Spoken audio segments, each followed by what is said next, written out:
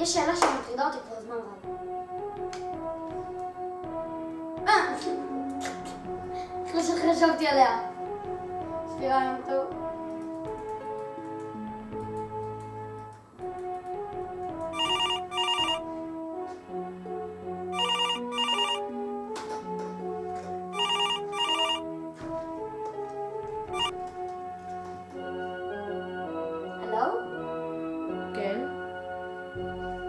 הגעתי למשרדים בענייני דירות?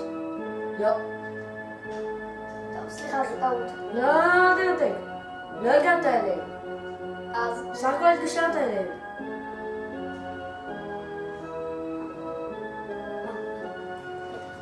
כמובן.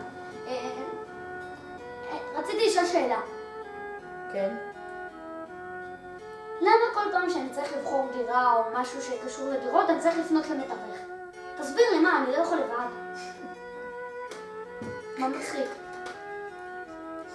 נכון, לא עברת פעם בדירה? נכון.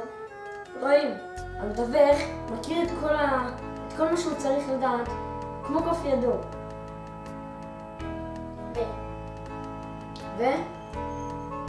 אתה יכול להתייעץ איתו, הוא יודע בדיוק מה המחירים, מי יותר זול, מי יותר יקר, מה יותר שווה, ומי מסכים ומי לא מסכים. כן, ואם אני לא רוצה, אז אני... אתה לא יודע הכל לבד. אתה צריך לשאול, לברר, ויכול להיות שהם מוסרים לך מידע לא נכון. זאת אומרת ש... אני יכול גם בלי מתווך, אבל יהיה לי רע. בדיוק. אני לא אצליח כלום. כן. עכשיו... תודה רבה.